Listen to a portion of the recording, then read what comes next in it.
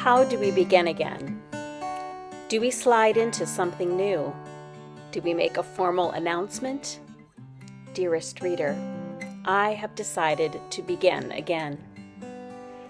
Do we turn gradually, a gentle yield in a new direction?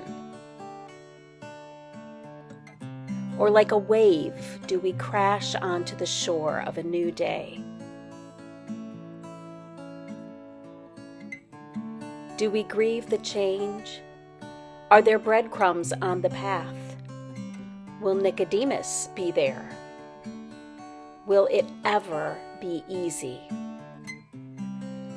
I'm not sure exactly how we begin again, but I know that moths wrap themselves in silk, and after quite some time, after many long nights, after days spent alone, they break out of their shell.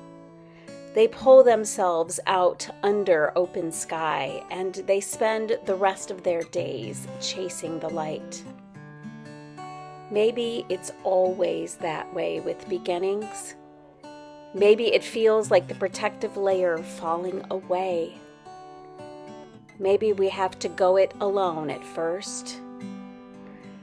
Maybe it feels like pulling and dragging yourself into something new. Maybe there's always open sky at the other end. I'm Pastor Tiffany, and that was a poem by Reverend Sarah Speed from the A Sanctified Arts Seeking Liturgy for Lent. We'll also be sharing an original hymn called Begin Again in worship this Sunday.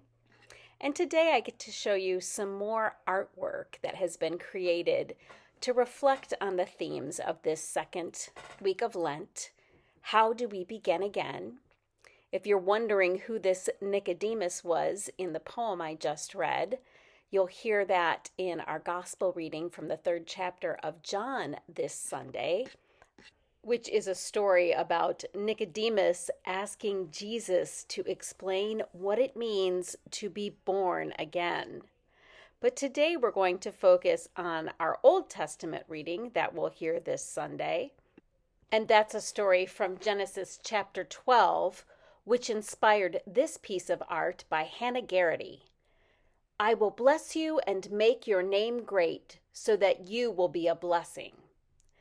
This is the promise to Abraham that inspired this piece of art. Here's the artist's statement. As I began to study this text, the motion we are in as a human species came to mind. God calls Abraham.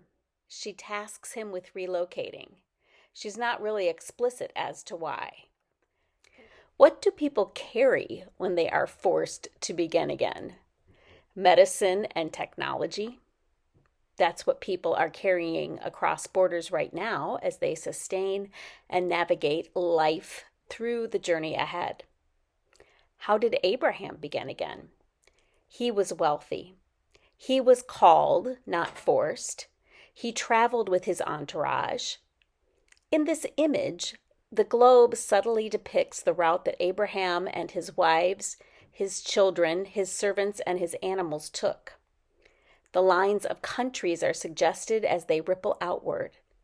Tools for navigation used to read the stars and the shadows are echoed below the globe. Stars in the corners represent the 12 tribes of Israel. How do we begin again? Through the paper lace, the book of Genesis overlays a canvas. The text is hard to read, clouded by oil paint. How do we begin again?